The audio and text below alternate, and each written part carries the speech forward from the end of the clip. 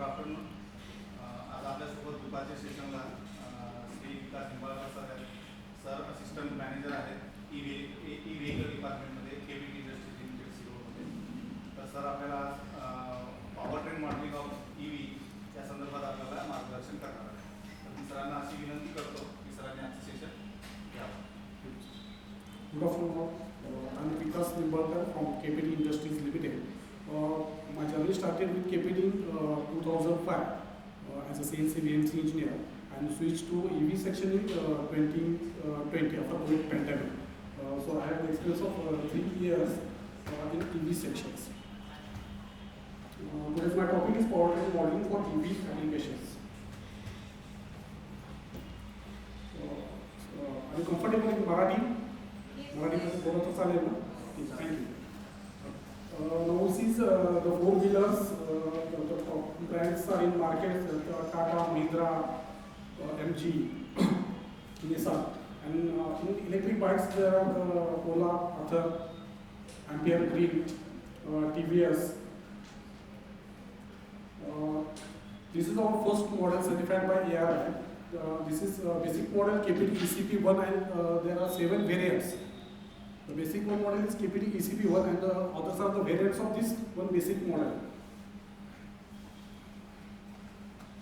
Our next vehicle certified by ARI is KPD ER1. It's a 4+1 passenger rickshaw.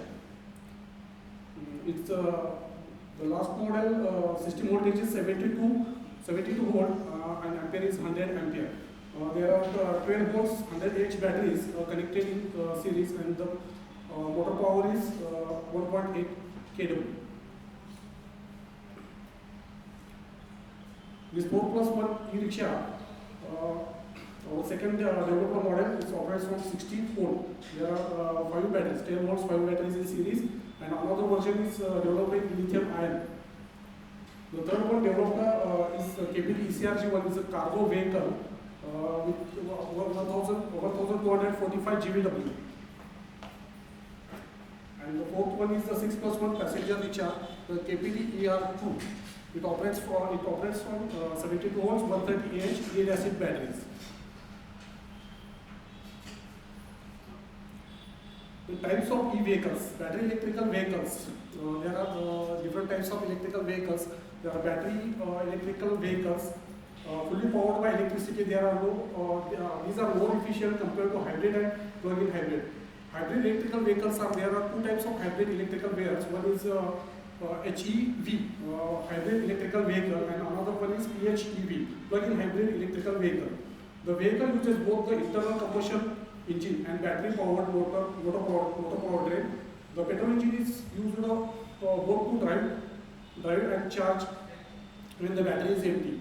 These vehicles are not as efficient as fully electric or plug-in hybrid vehicle. Plug-in hybrid electric vehicle uses both an internal combustion engine and a battery charger from an external socket. There is in plug-in hybrid electric there is provided another socket you can charge the batteries from an external electrical source. Fuel cell electrical vehicles. Electrical energy is produced from chemical energy, for example, hydrogen, FCEV.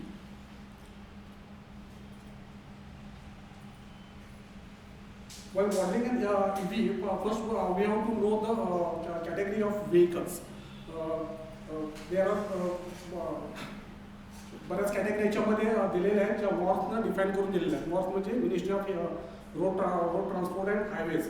याच्यावर काम करतं CMVR म्हणजे central motor vehicle group. आणि यांनी जे issue केलेलं असतं AIS issue केलेलं असतात ते तुमच्या व्हेकलचे नॉर्म्स त्यांनी ठरवून दिलेले आहेत. याच्यामध्ये आता कॅटेगरी जे आपण बघतोय कॅटेगरी A मध्ये जे येतात ते agriculture tractors and power tillers. Category C there is construction equipment vehicles येतात. L1 कॅटेगरीमध्ये जे तुमच्या 45 स्पीड जो गाडीचा 45 स्पीड मॅक्झिमम स्पीड आहे तो 45 आणि इंजिन कॅपॅसिटी 50 cc. ही जी कॅटेगरी आहे टू व्हीलरची विदाउट गिअर ती जी कॅटेगरी येते ती L1 कॅटेगरी. L2 कॅटेगरीमध्ये L1 सोडून ज्या काही व्हेकल्स आहेत जे अबव 100 cc आहेत किंवा L1 कॅटेगरीमध्ये आपली मोटर पॉवर जी आहे इलेक्ट्रिकमध्ये ती 500 वॅट्सच्या आत पाहिजे. मॅक्स पॉवर जी आहे ती 500 वॅट्सच्या आत पाहिजे. L2 कॅटेगरीमध्ये ज्या व्हेकल येतात त्या सगळ्या L1 सोडून जी कॅटेगरी आहे तुमची 50 cc पेक्षा जास्त असेल किंवा 500 वॅट्सपेक्षा जास्त व्हेकल आहे 500 ज्याची मोटर पॉवर जास्त आहे त्या सगळ्या व्हेकल येतात त्या L2 कॅटेगरीमध्ये येतात. त्यानंतर जी कॅटेगरी येते ती ई कार्ड आणि ई रिक्षा ही कॅटेगरी येते. तर गव्हर्नमेंटला ह्या कॅटेगरीचं जे ई कार्ड आणि ई रिक्षा त्या कॅटेगरीचे जे नॉर्म्स ठरवले आहेत तर प्रत्येक याच्यामध्ये एक एएसला बंधन घालून दिलेलं आहे प्रत्येक व्हेकलसाठी.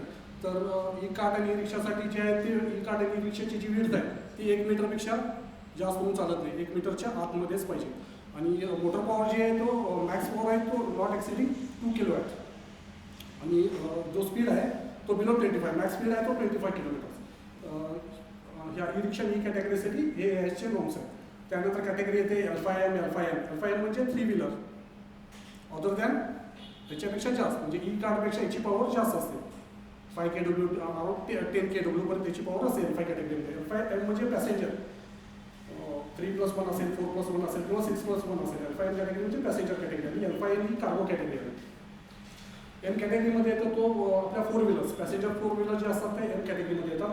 M1 कॅटेगरीमध्ये मोर दॅन 8 सीट्स नाही आहेत, म्हणजे 8च्या आतल्या ज्या सीट असतात त्या M1 कॅटेगरीमध्ये येतात. अशा या सगळ्या कॅटेगरी ठरवून दिलेल्या आहेत. त्या कॅटेगरी ठरवलेल्या असं सगळं मॉर्थ सगळे ह्या कॅटेगरी डिफाईन करतात. L1 L2 50 cc पेक्षा कमी आणि 5.5 kW पेक्षा कमी L1 कॅटेगरी. आणि L2 कॅटेगरी हे सोडूनची कॅटेगरी आहे ती L2 कॅटेगरी. आता मोटरसायकल विदाउट गिअर ही L1 L2 कॅटेगरी झाली. त्यानंतर ई रिक्षा ई कार्ड म्हणजे लाईट मोटर व्हेकल LMV मध्ये जो येतो त्याच्यामध्ये ई रिक्षा ई कार्ड आणि L5 कॅटेगरी जी आहे L5 L7 ही जी कॅटेगरी ती LMV मध्ये येते. आणि ट्रान्सपोर्ट व्हेकल आहे ते M2, M3 आणि L3 ही कॅटेगरी ट्रान्सपोर्ट व्हेकलमध्ये येते. तर EV ट्रेंड इंडिया EVकडेच का चालले जातं, म्हणजे EV ट्रेंड हा इंडियामध्ये का जोरात चालू आहे. तर फॉर्च्यून बिझनेसचा एक असा सर्वे आहे की electrical vehicle market is projected to grow from $3.21 billion in 2022 to $113.99 billion by 2029 at a CAGR of 66.52 in forecast period of 2022 to 2029. According to India Briefing, the Economic Survey of India 2023 forecast a robust 49% compound annual growth rate in India's domestic electrical vehicle market between 2022 to 2030, with an estimated 10 million annual sales by 2030. Projection indicate that the EV industry is set to generate approximately 15 million direct and indirect employment opportunities within the next 7 years.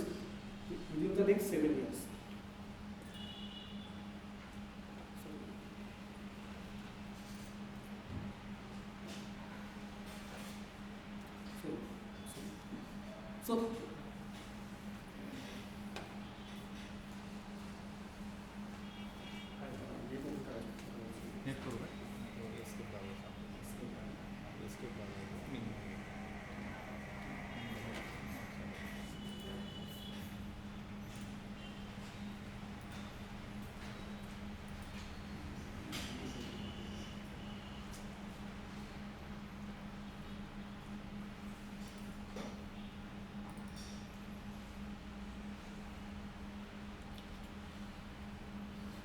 vehicle testing and homologation agencies. Before modeling of powertrain or building a prototype, we have to know the norms that are set by the government. तर एखादा vehicle आपण prototype बनवायच्या आधी आपल्याला हे norms माहीत पाहिजे. बनवल्यानंतर ते माहीत होऊन किंवा या कॅटेगरीचे व्हेकल बसतच नाही असं व्हायला नको. तर ह्या ज्या एजन्सीज आहेत जे टेस्टिंग आणि होमोलोगेशन करतात, तर ARI automotive research association of India ARAI Pune, international centre for automotive technology ICAT Delhi, त्यानंतर central institute of road transport CIRT Pune, global automotive research centre GRC Chennai. These all testing and homologation agencies are under NAB, National Automotive Board, and Ministry of Road Transport and Highways of MoRTH.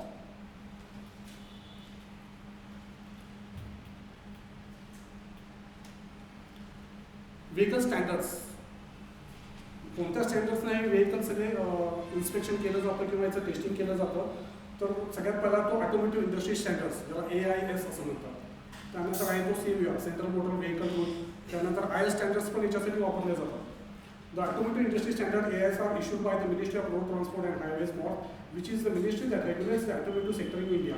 Type there are 2 types of certifications. 2 टाईपचं certification करतात. एक तर part लेवलचं असतं किंवा एखाद्या व्हेकलचा आपला part असेल, एखादा क्लस्टर असेल, मोटर असेल, कंट्रोलर असेल, DC असेल, तर सेपरेट पार्टचं पण तिथं टेस्टिंग आणि होमोलोगेशन आपल्याला करून मिळतं. आणि दुसरं आहे जे होल व्हेकल, हे सगळे कंपोनंट एखाद्या व्हेकलवरती लावून पूर्ण व्हेकलचं जे टेस्टिंग होतं ते होल व्हेकल होमोलोगेशन होतं. आता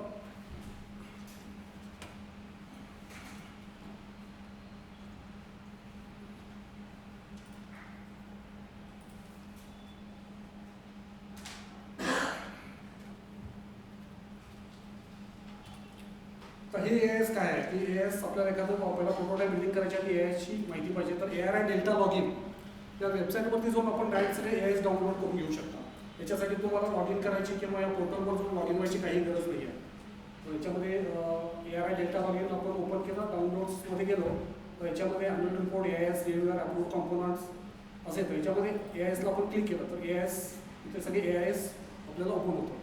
जे सगळे जे व्हेकलसाठी टोटल सगळ्या ज्या व्हेकलसाठी जे AIS लागतात ते सगळे AIS तुम्हाला याच्यामध्ये मिळून जातील. आता इलेक्ट्रिकल व्हेकलसाठी जर सगळ्यात मोठं जे काय असेल म्हणजे मेजर जे डिफिकल्टी असेल तर EMC टेस्ट इलेक्ट्रिक व्हेकलसाठी compulsory EMC electromagnetic compatibility. Electromagnetic कॉम्पॅबिलिटीमध्ये तुम्हाला 2 गोष्टी येतात त्याच्यामध्ये RI आणि RE, रेडिएटेड ह्युमिडिटी आणि रेडिएटेड इमिशन.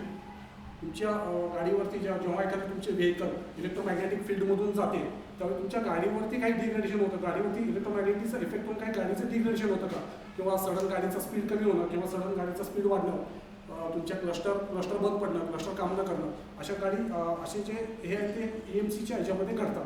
त्यासाठी EMC टेस्ट ही कंपल्सरी. तुमची गाडी ही व्हेकल जर आपण ARI टेस्टिंगसाठी सबमिट केलेली आहे आणि तुमची EMC जर टेस्ट पास झाली जर गाडीची तर 70% तुम्ही तुमचं काम झालेलं आहे.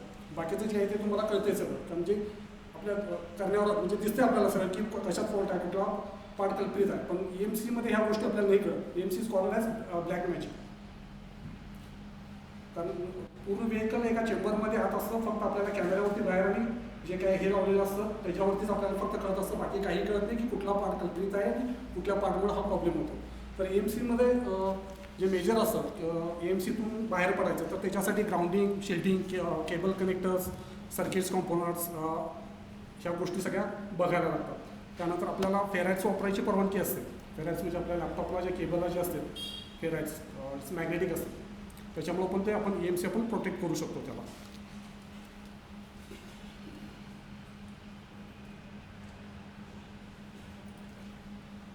तर इथं आपण ARIच्या वेबसाईटवरती हे सगळं आपण ओपन करू शकतो. त्याच्यामध्ये EMCमध्ये तुम्हाला गाडीवरती रेडिएशन किती सोडलं जातं, किती वेळासाठी सोडलं जातं, किती मेगार्सपासून किती मेगार्सपर्यंत सोडलं जातं रेडिएटेड इम्युनिटीमध्ये, आणि रेडिएटेड इमिशन म्हणजे गाडी आपलं काय रेडिएशन होते की ज्याच्यामुळे दुसऱ्यावरती काय इफेक्ट व्हायला नको ते रेडिएटेड इमिशनमध्ये बघितलं जातं. त्याच्यामध्ये नॅरो बँड आणि ब्रॉड बँड असे 2 अँटेना बसवलेले असतात. त्या 2 अँटेनावर त्याचं इन्स्पेक्शन केलं जातं.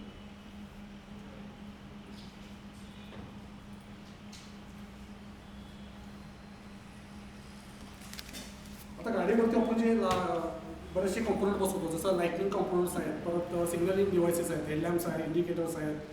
तर हे बसवायचे नॉर्म्स किंवा याचं इन्स्टॉलेशन कसं करायचं, तर सगळ्यात पहिला एखादं व्हेकल डिझाईन केल्यानंतर त्या गाडीवरती जे काय आपण व्हेकलवरती जे काय कॉम्पोनंट्स बसवणार आहे ह्या कॉम्पोनंटचं सगळ्यात पहिल्यांदा TAC म्हणजे टाईप अप्रुव्हल सर्टिफिकेट, आणि सेकंड जे आहे तो COP कन्फर्मेटिव्ह ऑफ प्रोडक्शन. ह्या दोन्ही गोष्टी जर त्या कॉम्पोनंटला नसतील तर तुम्ही त्या व्हेकलवरती आपण ते टेस्टिंगला ती गाडी पास होऊन आपण लावू शकतो.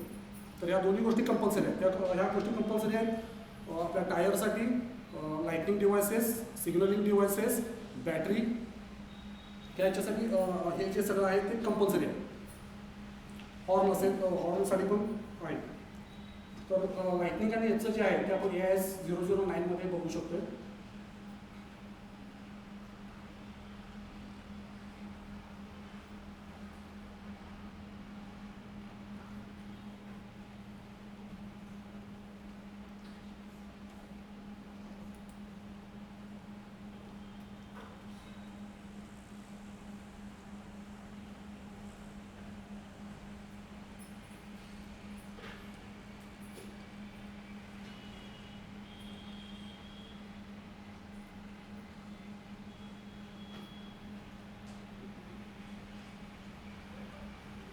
तर याच्यामध्ये काय असतं की जे आपण इन्स्टॉलेशन करणार आहे ते आपल्या टोटल गाडीची विड्थ किती आहे, त्या विड्थपासून किती अंतरावर ते लाईटनिंग आणि सिग्नलिंग डिव्हायसेस पाहिजे. जसं आपलं टेल लॅम्प असतं, टेल लॅम्पमध्ये आपला पार्किंग बल्ब असतो, ब्रेकचा बल्ब असतो, रिव्हर्सचा एक बल्ब असतो. तर हे किती अंतरावरती पाहिजे, तर हे सगळं ह्या AISमध्ये डिफाईन केलं असतं की याचं डिस्टन्स, सगळ्याचं डिस्टन्स किती पाहिजे तुमच्या व्हेकलच्या विड्थनुसार हे ठरवलेलं असतं.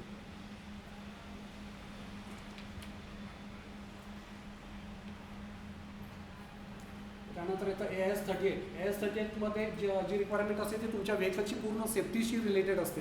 जसं तुमच्या गाडीमध्ये करंट लिकेज होतं का, तर AIS-38मध्ये तुमच्या गाडीची वॉटर टेस्ट घेतात.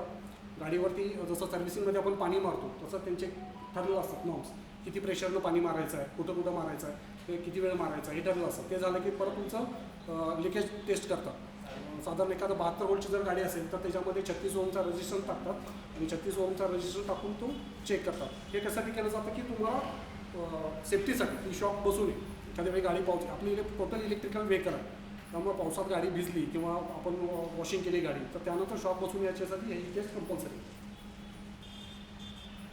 त्यानंतर AIS-39 येतं. AIS-39-40 हे जे आहे ते तुमचं एनर्जी कन्झम्पशन म्हणजे वॅट आवर पर किलोमीटर. तुमची गाडी एका किलोमीटरमध्ये किती वॅट आवर एनर्जी कन्झ्युम करते ही टेस्ट ARI आपल्याला करून देतं. आपण शक्यतो एवढी आपल्याकडे फॅसिलिटी जर नसेल तर ह्या टेस्ट आपण सगळ्या ARIमध्ये आपण करू शकतो. त्यानंतर रेंज टेस्ट जी असते ते एका फुल चार्जला, गाडी आपली फुल चार्ज झाली तर एका चार्जमध्ये आपली गाडी किती किलोमीटर जाणार आहे तर ती असेल तर ती रेंज टेस्ट असते. त्यांच्याकडं सिम्युलेटर असतं, त्या सिम्युलेटरवरती त्यांचं मॉडेल फिक्स असतं की किती ॲक्सिलरेशन आहे, ग्रेडियंट किती आहे, त्याच्यावरती ती रेंज टेस्ट आपली कॅरी आउट करतो. त्यानंतर AIS-134मध्ये टोटल व्हेकलचे डायमेन्शन्स आहेत. आता मी तुम्हाला L कॅटेगरीचं दाखवतोय.